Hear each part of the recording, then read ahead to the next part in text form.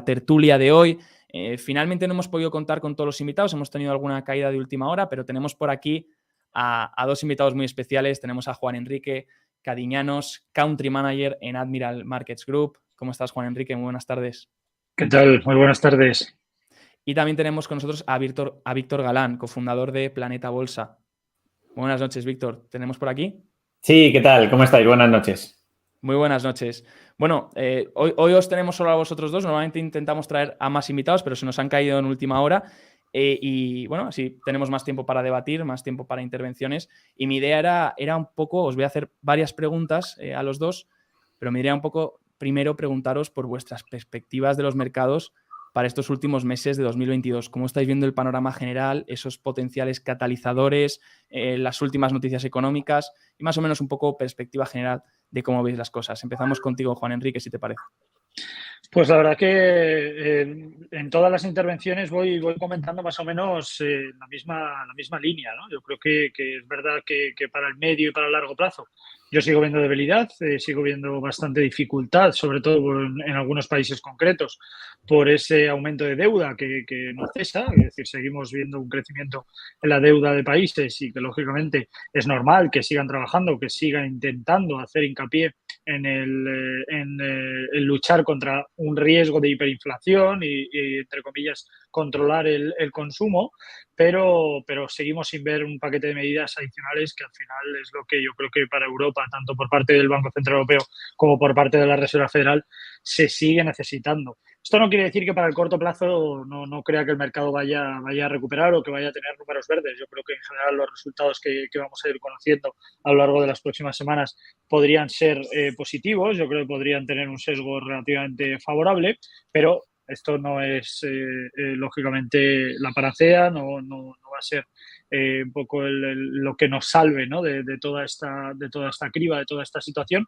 Y yo creo que la situación es complicada, es difícil para un medio plazo en el que la diversificación va a estar ahí, pero yo creo que en el corto plazo seguiremos pudiendo ver algo de recuperación en el mercado y sobre todo estabilidad en cuanto a algunos sectores en concretos. Obviamente la volatilidad va a seguir estando ahí, vemos el VIX en índices que sigue siendo relativamente problemáticos.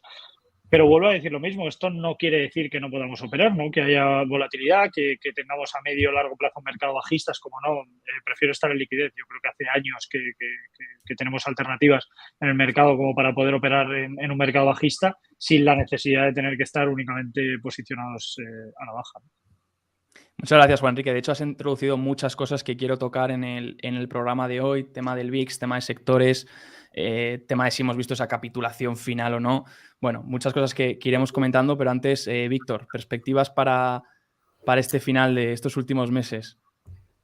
Bueno, los últimos meses van a ser también un poco, yo creo, en la tónica que hemos venido haciendo en 2022. Van a ser unos meses complicados, sobre todo porque tenemos todavía muy reciente las subidas de liquidez, ¿no? Por parte de la Fed y del Banco Central Europeo de 2020 y 2021, que ahora precisamente estamos intentando revertir, ¿no? Con ese tapering, con ese quantitative easing y esta bajada, ¿no? Esta retirada de liquidez está perjudicando claramente pues, tanto a la renta fija como a la renta variable, ¿no? A eso le hemos sumado el clima inflacionario que normalmente en los últimos años no había sido relativamente alto ni problemático y hemos empezado a ver cómo la renta variable y la renta fija no van tan correlacionadas o inversamente correlacionadas para en el momento que no estemos en una estar en otra, ¿no? Y la situación ha cambiado. Se ha complicado, sí que es cierto que venimos ya de una caída de cerca del 30% en el S&P, menos 20 y tantos, y obviamente el riesgo o la probabilidad de seguir cayendo, pese a que todavía sigue ahí, las perspectivas de amplitud no son nada positivas.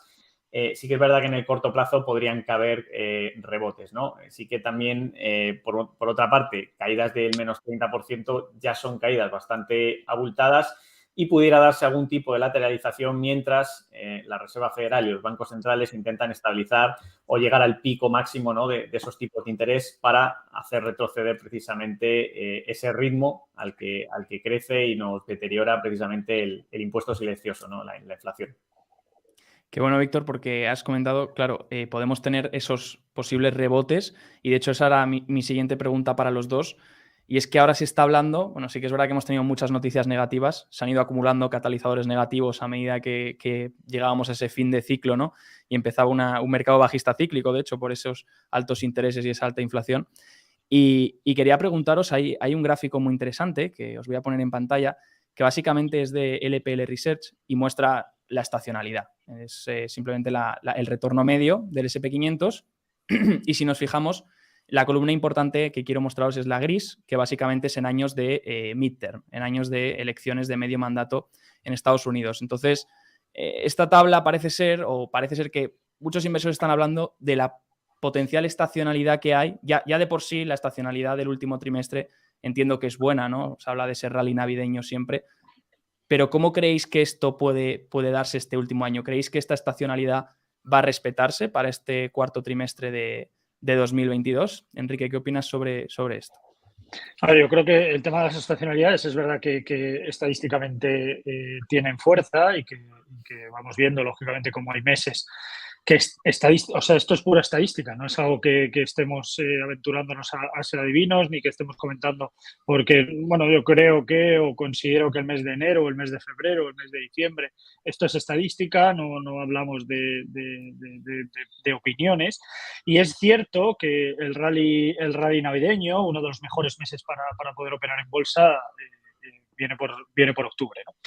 Y repito que es verdad que la estacionalidad está ahí, pero también es verdad que hay contextos en los que estadísticamente esto se ha valorado en un mercado normal, ¿no? Dentro de lo que cabe, un mercado tranquilo, un mercado en el que no hay contexto que pueda interferir de alguna manera en la evolución, sobre todo de la renta variable. Hablamos, lógicamente, de la evolución en cuanto a los mercados de renta variable y casi todas las estadísticas que se ven referenciadas a la estacionalidad casi siempre son ligadas al Standard & Poor's, ¿no? Algunas muy pequeñas al Eurostoxx y hay otras muy pequeñas también al Dow Jones, pero por norma general casi todas están implicadas o dedicadas en este caso al Standard & Poor's 500. ¿Y esto quiere decir? Que al final, por estacionalidad y por estadística, el mercado en el último rally, en el último trimestre del año, lo que hablamos de octubre, noviembre, diciembre, suele tener buenos números, suele tener buen comportamiento. También viene ligado por el cierre de año, resultados del último trimestre que suelen ser bastante maquillados por parte de las empresas, etcétera, etcétera. Pero una cosa no quita la otra y al final la estadística manda y la estadística está ahí. Pero como decía, es verdad que esto está referenciado a un mercado tranquilo, un mercado normal, en el que no haya un exceso de deuda por parte de países, en el que no haya una situación de Rusia con Ucrania que siga, que siga molestando de fondo, que vengamos después de una situación de pandemia complicada, que veamos un escenario de posible hiperinflación que veamos en el corto plazo una realidad más allá de la actual, pero aún así la estadística está ahí y es verdad, yo sigo confiando que el último trimestre va a ser bueno, lo que decía al principio, que yo creo que para el medio, para el largo plazo, yo creo a haber debilidad, vamos a tener complicaciones, sobre todo en la renta variable a medio y largo plazo, pero que en el corto plazo sigo pensando que podemos seguir viendo recuperación en los mercados y tanto por estacionalidad como por resultado en cuanto a los principales sectores y principales compañías, subida de tipos para que la banca pueda ejercer de músculo financiero. Yo creo que en general esto se debería volver a cumplir en el trimestre en el que nos encontramos, pero veremos a ver, el mercado manda y la economía es soberana. Nos quedamos con eso, Juan Enrique. Víctor, ¿opinas lo mismo? Que a lo mejor este trimestre pues, pueden favorecer todo lo que ha comentado Juan Enrique y en concreto centrándonos en la estacionalidad, ¿cómo lo ves también? Sí, al final la estacionalidad, pues no, como decía Juan Enrique, no deja de ser una estadística y eso no quiere decir que se haya cumplido el 70, el 80% de las veces que este año sea un mantra, un dogma y se vaya a cumplir por descontado, ¿no? Lo lógico no sería invertir todo nuestro dinero ahora mismo solamente porque sabemos que octubre, pues estacionalmente es un mes próspero, ¿no? Porque estamos en una situación, pues como decíamos, con algunas situaciones, crisis geopolíticas que todos conocemos y no es una situación, desde luego, muy favorable. Venimos de una inyección de dinero muy fuerte y estamos dentro de una retirada de estímulos también de gran envergadura. Y sí que es cierto que en el corto plazo, observamos, mirando un poco la amplitud de mercado, que se pueden estar dando algunas divergencias alcistas por ejemplo, en el oscilador Magellan, ¿no? Que no es más que un MAC de la línea avance-descenso, de las acciones que suben en el mercado versus las que bajan. Lo tengo por aquí por pantalla, que le estaba dando a compartir y, bueno, interesante precisamente que cada vez hayamos hecho nuevos mínimos precisamente en el indicador del NYSE, que son las 3.300 acciones, bonos y demás componentes, para revisar la salud del mercado en Estados Unidos con un criterio mucho más amplio que el S&P o las 100 empresas, por ejemplo, del Nasdaq tecnológicas. Y, sin embargo, pues estamos viendo una recuperación precisamente en el indicador, ¿no? Que no está acompañando a estos nuevos, o que no ha acompañado a estos nuevos mínimos, por lo que la divergencia podría estar cerquita de activarse, ¿no? Precisamente. Entonces, podría venir unas semanas de rebote en el mercado. Obviamente van a ser rebotes que nos lleven a zonas de resistencia, pues en el S&P, pues en torno a los quizá 3.800, 3.900 puntos. Quizás lleguemos a las zonas del DAX, pues de los 12.000, 13.000 puntos, ¿no? 12.900, no, 12.900, prácticamente en esa zona. Pero, desde luego, hay que ver en un medio plazo en el contexto de mercado y sigue siendo perspectiva negativa. Ya digo que a mí me parece que en los índices deberíamos ver al menos una lateralización en tiempo, ver cómo las medias se aplanan y en cierto rango de acumulación probablemente luego se vaya arriba. No creo que sea como un 2020. Las condiciones eran totalmente diferentes por una pandemia que desconocíamos su envergadura y los efectos, donde se dio una rápida recuperación en V con muchísima entrada de dinero por parte de la Fed. No creo que vuelva a ser el mismo caso y creo que tendremos todavía mercado lateral para seguir viendo un poco cómo marcha la tendencia. Qué bueno que hayas comentado, Víctor, la amplitud. Hoy justo miraba también, no este indicador que has comentado, que me pareció muy interesante, sino miraba el porcentaje de empresas del S&P y del NYSE, de los diferentes índices, por encima de la media de 50. Y veía que efectivamente también ahí había una especie de divergencia, ¿no? Que aunque los índices estuviesen haciendo un nuevo mínimo, ese porcentaje de empresas que estaban por encima de la media de 50 todavía no caía a esos mínimos vistos anteriormente. Así que curioso, iremos vigilando eso, me parece un buen apunte para tenerlo en cuenta. Pero otro criterio que os quiero preguntar yo hoy, que es un poco más mainstream, se habla un poco más de esto, es el tema de la utilidad del sentimiento negativo. Igual que habéis comentado, que me ha parecido muy coherente por vuestra parte comentar que al final la estacionalidad pues no deja de ser una media y que hay que valorar también en el año en el que estamos y las características que tenemos hoy en día. Pero os quiero preguntar esta utilidad del sentimiento negativo, porque claro, mucha gente dice que en cuanto todos los inversores están negativos ya es un signo de compra, hay que ser contrarian y que eso ya augura que van a venir rebotes. Aquí en este caso os estoy mostrando la encuesta de sentimiento de la AAII y básicamente lo que hace es restar el porcentaje de alcistas menos el porcentaje de bajistas y como podemos ver, vemos que el sentimiento pues está en niveles mínimos desde 1990, ¿no? Entonces, quiero preguntaros sobre la utilidad de esto y cómo estáis viendo vosotros ese sentimiento del mercado. Juan Enrique, a ver qué opinas de esto. A ver, una vez más, volvemos a incidir otra vez en la parte de estadística. Yo es que soy bastante friki de la estadística, me considero bastante friki en este sentido y me dejo guiar mucho. Es verdad que en el mercado a lo largo de todos los años en los que he gestionado patrimonios me he dejado bastante llevar por el tema estadístico. Por suerte, obviamente, pues la estadística al final manda y los números están ahí. Y la opinión del sentimiento contrario es una realidad. Esto es algo que se ha discutido mucho, se ha debatido mucho, hay muchos contrarios, en este caso a esta teoría, al hecho de que el mercado se pueda mover por sentimientos o a que el mercado pueda tener algún tipo de referencia o vinculación con el tema del sentimiento del inversor. Pero una vez más, otra vez, volvemos a lo mismo. La estadística está ahí, la estadística no manda y al final el movimiento de sentimiento contrario sigue estando ahí. Es verdad que no se liga tanto a que la gente por los mercados, por las tertulias, por las entrevistas comente que el mercado va a subir o va a caer y que nos posicionamos de forma contraria, sino que al final hay referencias macroeconómicas como es el sentimiento del inversor, como es el sentimiento del consumidor y que esto lógicamente tanto por parte de la Universidad de Michigan como por parte de Europa también hay referencias que siguen ligadas a este punto, ¿no? Yo creo que en el lado en el que nos encontramos y el escenario en el que nos encontramos va estando ahí. Es verdad que el mercado cae o el mercado lleva cayendo y que lo vemos porque esto es una realidad. Al final lo vamos viendo poco a poco, sobre todo en las referencias en las que vamos a abrir y las que vamos a referenciar, sobre todo a tramos en el corto plazo, pero la capitulación que hace el mercado y sobre todo los tramos en los que podemos encontrar al mercado en tener un comportamiento favorable, es verdad que el sentimiento contrario sigue estando ahí, que sigue siendo una muy, muy buena referencia. El mercado vemos como por parte del Standard & Poor's, vemos los últimos 6 meses con clara negatividad, claro sentimiento muy, muy adverso y sobre todo muy en relación a la situación que puede tener en cuanto a las últimas referencias, pero es verdad que llevamos muchos meses hablando y muchos meses escuchando que el mercado va a caer, que el mercado a medio y largo plazo va a caer, pero es verdad que la estacionalidad está ahí, que los resultados empresariales también mandan y que esto es verdad que para el último trimestre, como he dicho y vuelvo a comentar, yo creo que volveremos a ver números verdes por el tema del contrario, por el tema de la estacionalidad, por los resultados empresariales, porque vamos viendo cómo hay entidades financieras que van utilizando el buffering a su beneficio, lo cual me parece un acierto por parte del plan estratégico. Vamos viendo entidades financieras, como es el caso de Credit Suisse, que siguen teniendo debilidades a corto plazo, y hay otras entidades bancarias, otras entidades financieras que utilizan un buffering para dar confianza al inversor y al accionista con el sentido de poder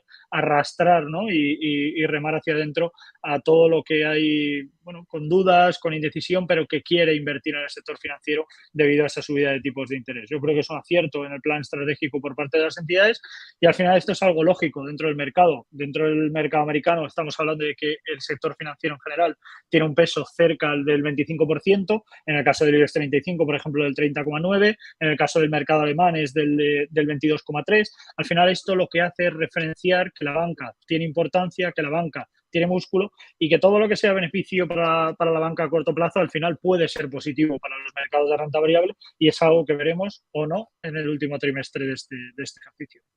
Pues muchas gracias, Juan Enrique. Nos quedamos con muchas cosas que has comentado para ir ahora debatiendo a continuación, pero antes, ¿cómo lo has visto, Víctor? El tema de la estacionalidad, no, perdona, el sentimiento. ¿Cómo lo ves?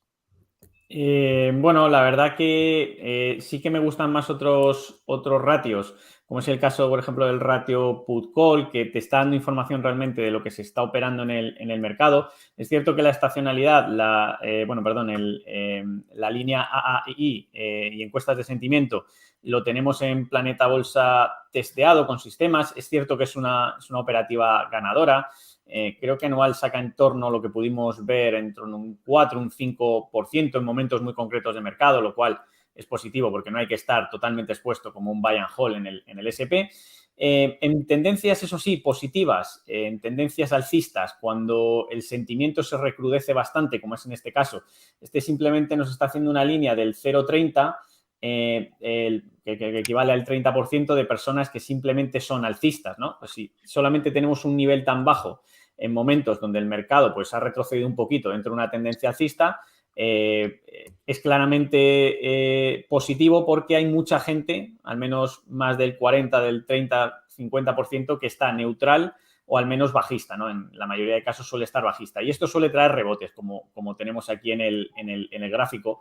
Tiene puntos muy buenos para coger rebotes en todas las tendencias alcistas, como podemos ver, lo cual es un indicador que nosotros en Planeta Bolsa lo hemos testado y nos gusta.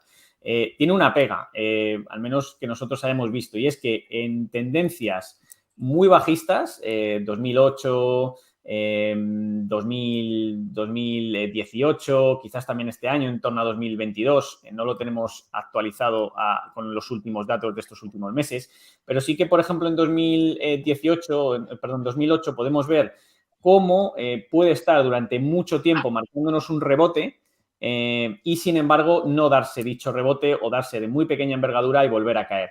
De hecho, los primeros compases de 2009 prácticamente se tira con una tendencia tan solo positiva, más allá del ni el 20%, es decir, casi el 80% estarían o neutrales o bajistas, y ese rebote no llega a darse. Por lo cual, concluimos desde el punto de vista de datos objetivo, estadístico, que sí que tiene dicha ventaja estadística, sí que le prestamos atención y sí que nosotros la tenemos en cuenta porque además tiene esperanza matemática positiva. No obstante, sí que es verdad que en mercados muy concretos que no son tan alcistas como, ya digo, caídas prolongadas como 2008 o 2022, los indicadores o el indicador suele estar muchísimo tiempo dando entradas fallidas y suele estar negativo durante un periodo muy prolongado que no nos permitiría coger el punto exacto o el mejor punto exacto, ¿no? Siempre que queramos limitar el riesgo con un pequeño stop para no dejarlo caer por un 20, un 30, un 40%, nos estaría constantemente saltando dicho stop. Pero sí que es una encuesta que nos gusta.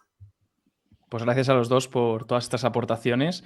Y bueno, paso a la siguiente pregunta, y es que quiero hablar, habéis comentado, Juan Enrique lo ha comentado varias veces, tema del VIX, tema también se ha mencionado capitulación, esa palabra.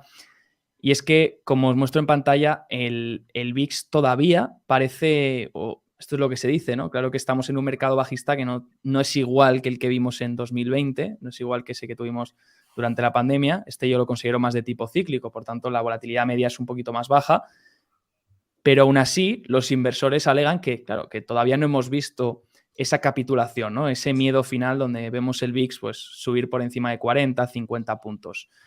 ¿Creéis que debemos ver esto antes de confirmar la capitulación? Y también preguntaros si creéis que hemos visto esa capitulación final o que todavía obviamente podría quedar. Habéis dicho que vuestra perspectiva a largo no es tan buena, pero ¿qué opinas de esto, Juan Enrique?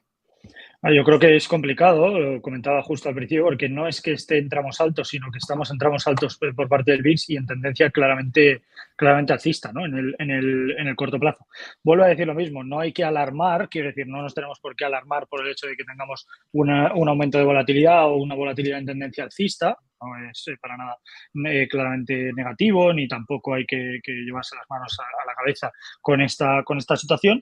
Pero es una realidad que hay que tener en cuenta a la hora de gestionar nuestras carteras y ver la diversificación que queremos hacer y si queremos estar o no en liquidez en un tramo concreto del año en el que nos encontramos, ¿no? Niveles cercanos superiores a 30, hemos visto niveles en los que el propio índice se encontraba cercano a los 35 y esto lógicamente hace entrever que la volatilidad está ahí. Pero no solo aquí, sino que al final lo vamos viendo, como muy bien comentaba Víctor, en el ratio put-call y vamos viendo cómo el otro día lleva ya semanas aumentando las primas de las call. ¿Esto qué quiere decir? Que veamos un aumento de la call y, lógicamente, que vayamos viendo un aumento de las posiciones de call, lo que hace es entrever a la gente en las posiciones de seguridad. No siempre, a la hora de operar en derivados o a la hora de ver la operativa en derivados, no siempre lo vamos a ver por iniciativa propia, quiero decir, no lo vamos a ver siempre por iniciativa propia del inversor, el hecho de que tenga interés de que el mercado vaya a subir, sino que si lo que vamos viendo es un aumento de las call, pero el mercado no acompaña en el corto plazo, esto lo que quiere decir es que hay un aumento en cuanto a la inseguridad. Al final lo que la gente se va es protegiendo en cuanto a que haya una recuperación de mercado en el corto plazo y esto hace que las primas lógicamente van en aumento. Esto tiene un trasfondo claramente positivo para el corto plazo porque obviamente la inercia lleva al propio mercado, ¿verdad?, a poder ver una recuperación en ese escenario, en esa situación de corto plazo, pero lógicamente el trasfondo que tiene es la inseguridad que le genera a los inversores de corto plazo el hecho de que hay un mercado bajista, que hay un exceso de posiciones a la baja y que esto, lógicamente, tiene un trasfondo negativo y que, al final, lo que se prevé es una posible recuperación en el corto plazo, pero más allá de ese corto plazo el mercado sigue teniendo muchas dificultades, sigue teniendo mucha debilidad y eso es una realidad. Al final el VIX lo que nos representa es un aumento de volatilidad que podemos utilizar también en nuestro beneficio. Esto es algo que podemos utilizar también con derivados, en la parte de las opciones, con compra de call, compra de put, mismo strike, mismo vencimiento, una estrategia muy, muy sencilla, se llama cono comprado y al final lo que buscamos con esto es que haya volatilidad, es decir, que se abra dentro de los rangos, es decir, que vaya por encima del strike de la call o por debajo del strike de la put y que lógicamente ejerzamos una de las dos perdiendo las dos primas desde el inicio y buscando el recorrido que le pueda quedar al mercado tanto a la alza como a la baja. El escenario que tendríamos negativo, el hándicap que tendríamos negativo en esa estrategia sería que el mercado se mantuviera dentro de esos dos rangos y obviamente pagaríamos ambas primas sin ejercer ninguna de las dos opciones y ahí obviamente tendríamos una pérdida relacionada al pago de las comisiones iniciales, que son esas primas, pero es lo que digo, al final el aumento de volatilidad también es algo muy positivo para poder confeccionar nuevas estrategias, para poder generar buenos números y, lógicamente, para el gestor y para todos los sistemas automáticos poder tener un benchmark o superar unas cifras que pueda haber en cuanto a un benchmark, que en el caso del mercado en el año en el que nos encontramos será algo muy positivo porque la situación no es para nada halagüeña. Muchas gracias, Juan Enrique. Víctor, el VIX, ¿cómo lo ves? ¿Crees que vamos a ver niveles más altos para esa capitulación final? ¿Crees que no? ¿Crees que nos vamos a quedar ahí? ¿Cómo lo ves para largo plazo? Bueno, de momento creo que en el corto plazo está complicado que suba más, ¿no? No porque yo quiera o porque yo lo diga, ¿no? Pero sí que es cierto que la zona, tengo en pantalla el VIX y la zona en pantalla entre el 38, 37, 36, se le ha ido bastantes veces, ha intentado sobrepasarla, pero la verdad que le está encontrando muchísima dificultad. Lo normal es que el VIX o en mercados bajistas suba y aumente por encima de niveles normales, entre los 20, 15 aproximadamente, pero obviamente los spikes o los grandes rebotes, como hemos tenido en años muy negativos o con muchísimo pánico, no son tan habituales cuando ya el mercado te vas acostumbrando de que, bueno, pues sigue cayendo y está normalizada, ¿no? Esa situación, ¿no? Desde el punto de vista del medio-largo plazo, pues yo sí que esperaba que subiese un poquito a testear estas nuevas zonas. ¿Por qué? Porque desde precisamente finales de agosto hemos visto como la media de 30 sesiones en diario se ha invertido y se ha girado al alza. Entonces, eso es una señal bastante negativa, porque normalmente hay una correlación inversa entre índices y el propio VIX. Es decir, si el VIX sube y se apoya en su propia media, significará que el índice normalmente hace lo contrario. Y bastante positivo que de nuevo no haya sido capaz de superar esos 34,83, donde precisamente pues se hacían mínimos, o sea, hacían mínimos también de junio en la zona de los 35. Esto es una buena señal, ya que hemos visto a los índices perder zonas relevantes como los 3.600 en el caso del S&P 500, pero no hemos visto superar esos niveles de miedo en el VIX. Así que ahora mismo, en el muy corto plazo, perder los 30,35 sería muy positivo, que se girara obviamente la media y empezase a funcionar como una nueva resistencia, cotizando el precio por debajo de dicha media, como por ejemplo en el tramo de julio, sería muy positivo, ya que es ahí donde tuvimos el rebote de casi el 15% en el S&P. Y sí que es verdad que para el largo plazo yo creo que debería ir tranquilizándose. No sé si habrá todavía una clara capitulación que nos mande mucho más arriba el VIX. Yo por ahora, mientras no supere esos 38, estaría bastante tranquilo. Y sí que es cierto que claro, si al final, como dice el refrán, ¿no? Si tanto va el cántaro a la fuente, pues al final se va a romper. Si tanto intenta romper esa resistencia, como por ejemplo estuvo intentando romper el soporte en el S&P, en el DAX, en esos momentos a principios de año, al final, si tanto vamos hacia arriba, en algún momento puede que tengamos algún momento puntual de capitulación, que de momento no se está dando, ¿no? Y positivo, y lo normal es que cuando vienen spikes o rebotes tan fuertes, es que poco a poco la volatilidad se vaya tranquilizando y vaya volviendo a niveles habituales, ¿no? Sí que es cierto que no estamos en un mercado alcista donde 15, 10 pueden ser niveles habituales, pero que empiece a bajar de aquí ya es un síntoma al menos positivo para el medio corto plazo en el VIX. Genial, muchas gracias, Víctor. Aprovecho para preguntaros, Juan Enrique, has comentado sectores antes, ante este escenario que hay ahora este año, donde bueno, la duración está siendo muy castigada. Hay que tener en cuenta también cómo afecta la subida del dólar a diferentes sectores y bueno, y tema de sobre todo el ciclo en el que nos encontramos, en la parte del ciclo en la que estamos. ¿Cómo ves, cómo estáis viendo desde ahí, desde Admiral Markets, el tema del posicionamiento en estos sectores? He sacado esta tabla, que básicamente lo que nos muestra, bueno, esta gráfica, que es básicamente lo que nos muestra es el momentum que ha habido en este último rebote de estos últimos días, de esos mínimos que se han visto ahora en octubre y que se han vuelto a rebotar. Parece ser que lo que más fuerza está mostrando es esos sectores energético, otra vez, que, bueno, que viene liderando casi todo el inicio del año y del año pasado. El sector también salud, que hoy va un poco más atrasado, y el sector financiero. No sé cómo lo veis, cómo lo estás viendo tú, todo este tema de los sectores y el posicionamiento.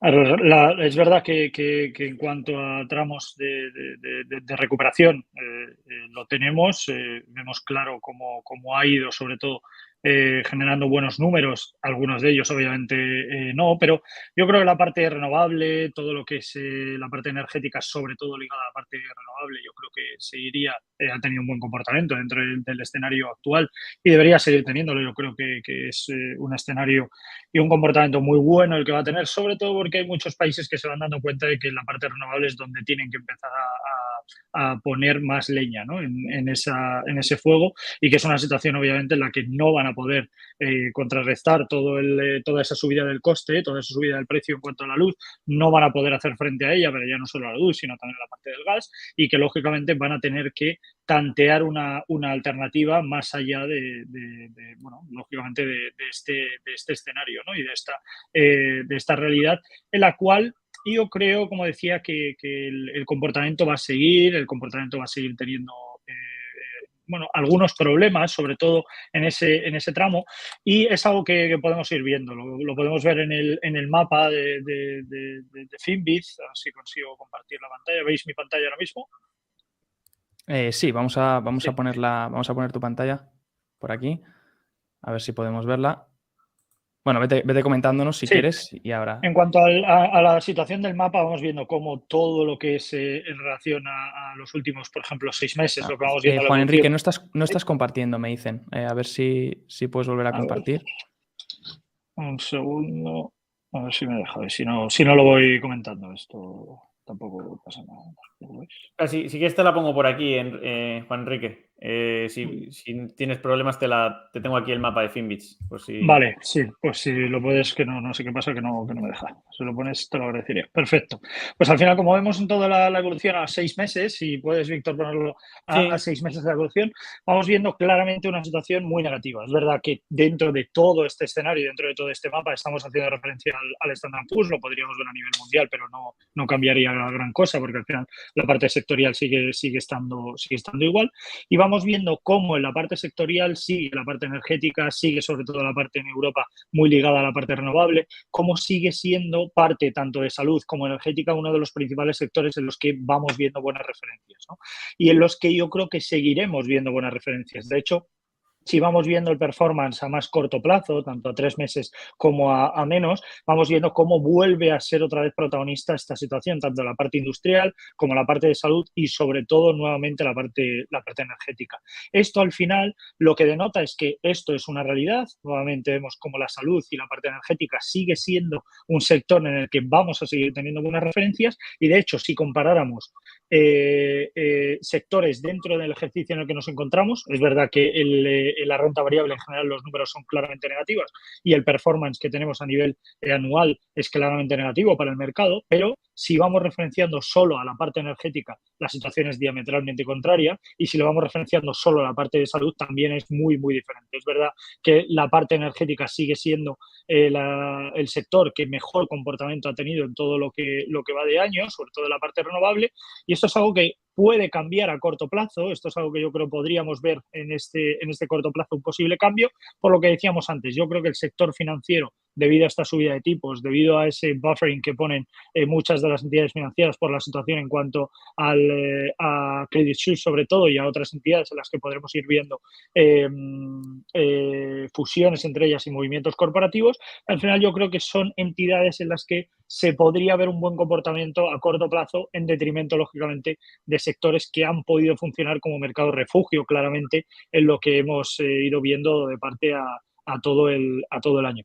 Luego habrá entidades que más a medio o largo plazo podrán ir teniendo un buen comportamiento, pero esto ya son no apuestas, porque no me gusta la palabra apostar, pero yo creo que serían buenas decisiones a la hora de diversificar todas las entidades que a largo plazo puedan tener algo de relación con la evolución del metaverso, como puede ser el caso de Roblox o puede ser el caso de Meta en menor medida. Pero yo creo que esto puede tener un buen comportamiento, puede ser una buena referencia, y por supuesto que la parte energética, sobre todo ligada a la parte renovable, considero que podría seguir siendo un sector muy bien referenciado y sobre todo muy buena línea en cuanto a lo que queda de año y también para principios del año que viene. Gracias, Víctor, por la pantalla. Nada. Muchas gracias, Juan Enrique. Nos quedamos con esa referencia al sector energético. Víctor, ¿cómo lo ves tú? Sí, pues un poco siguiendo la línea, la verdad, poniendo, pues, por ejemplo, a 6 meses el comportamiento, es verdad que no vemos más que todo rojo y bueno, las pérdidas prácticamente en el año han sido claramente lideradas por la tecnología y servicios de comunicación, donde ahí tenemos pues Netflix, Meta, Google, ya se dejan una buena caída. Y sin embargo, sí que hemos visto desde pues, principios de año cómo el sector de la energía funcionaba mucho mejor también por esa subida de las commodities. Hemos visto también al sector salud hacerlo muy bien. También a todo lo referente a medical equipment, a todos los servicios médicos, a los planes incluso de salud. Y hay un grupo pequeñito por aquí, ¿no? Que es el de seguros financieros y seguros derivados de pues, todo el tema de propiedad, que han funcionado bien como Kinsale y sector todavía industrial, ¿no? Sí que es verdad que el consumo defensivo empezó muy bien, pero no ha funcionado de momento tal y como se le esperaba, y el tema utilities se ha torcido en estos meses bastante. También el servicio de telecomunicaciones en general, los servicios de telecomunicación tuvieron una fuerte subida que pudimos aprovechar con algunas de las compañías, pero enseguida se nos han venido también abajo y ha habido que recoger cable. Y ahora mismo, pues al último performance, ¿no? Si habláramos prácticamente a un mes o lo que podríamos revisar, ¿no? Que podría tener más tirón a un mes, pues tenemos a Eli Lilly, tenemos a Merck & Co, tenemos Amgen, tenemos a Gilead, Bristol Myers, empresas que claramente están haciéndolo mucho mejor que el rendimiento medio del S&P, donde nosotros en Planeta Bolsa además intentamos clasificarlas por percentil para intentar seleccionar las que mejor lo hacen o al menos las que están en un mejor punto de compra con rotura de máximos.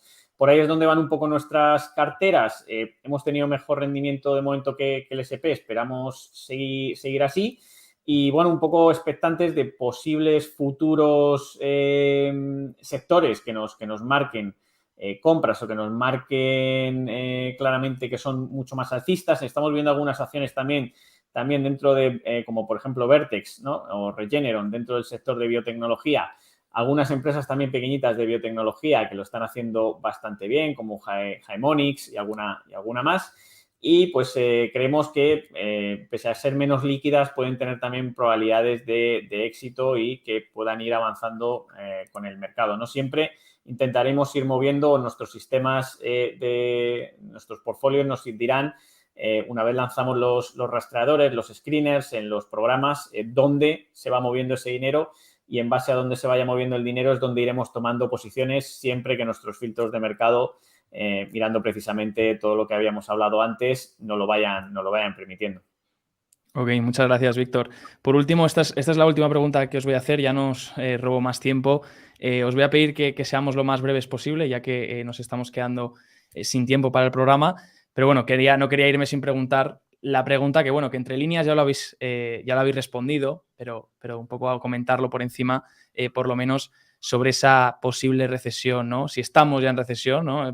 Principalmente la recesión técnica ya se vio hace tiempo, pero si esa recesión va a ir a más en 2022 o en 2023, potencialmente en Estados Unidos, os quería preguntar, y también os quería preguntar sobre el famoso Fed Pivot. Quiero mostraros dos cosas. Lo primero, la expectativa esperada para este tercer trimestre del modelo GDP Now de Atlanta. Ahora esperan un crecimiento del 2.8% para el T3 de crecimiento real para este T3 de 2022. Y luego, por otro lado, os quería compartir esta tabla donde, bueno, la gente está esperando el pivot como si fuese la bendición divina, ¿no? Pero he rescatado algunas, en esta tabla lo que nos muestra es algunos momentos en los que hubo pivot de la Fed, pero el mercado no hizo suelo hasta una media de 14 meses después. Por lo tanto, quiero saber un poco vuestras opiniones sobre esto. Juan Enrique, si te parece, empezamos contigo. Bueno, pues muy breve. Yo creo que la recesión es una realidad, lo hemos comentado hace meses. Antes de que entráramos en recesión técnica ya comentábamos que la situación era muy complicada. Quizás no en recesión técnica, pero sí que íbamos en camino de, sobre todo si las medidas por parte de la Reserva Federal o del Banco Central Europeo únicamente son modificación de tipos y sobre todo el subir tipos, ¿no?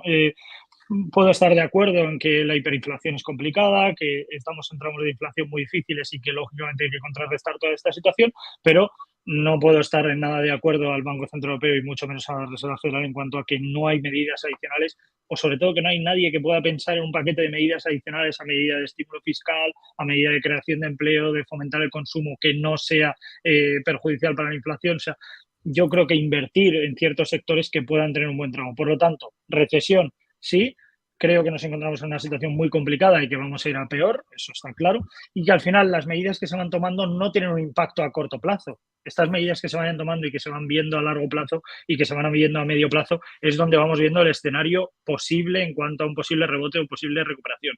Por eso no creo que nos encontremos en una situación de suelo. Se especula con la posibilidad de que en el año 2023 vuelva a haber una bajada, en este caso de tipos de interés para, bueno, ver un fomento del consumo. Dudo mucho que la inflación en ese momento ya esté controlada para nada, por lo tanto una bajada de tipos habría que ver cómo se torna y cómo impacta en el mercado, pero yo creo que la situación es complicada y lo seguirá siendo mientras que el Banco Central Europeo y la Reserva Federal no tomen acciones y que por el momento parece que no nos van a sorprender.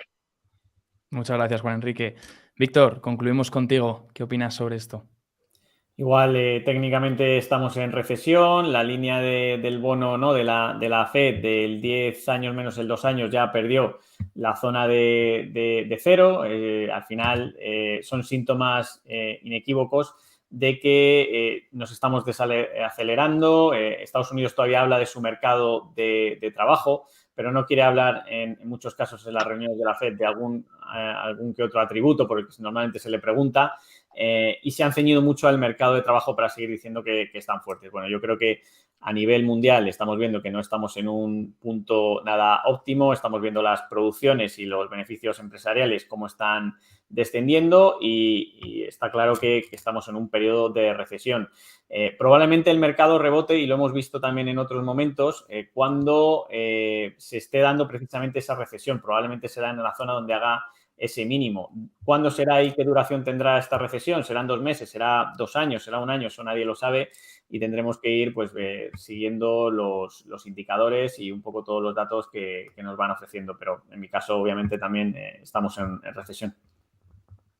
Pues nos quedamos con eso, con esa conclusión de los dos. Juan Enrique Cadiñanos, Country Manager en Admiral Markets Group, y Víctor Galán, cofundador de Planeta Bolsa. Muchas gracias por haber estado con nosotros una noche más y bueno, que tengáis una muy buena noche. Igualmente, que vaya todo bien. Gracias a vosotros, que tengáis buena semana. Hasta luego. Chao. Hasta luego. Y nosotros continuamos por aquí, nos vamos a ir unos minutos a publicidad y ahora volvemos.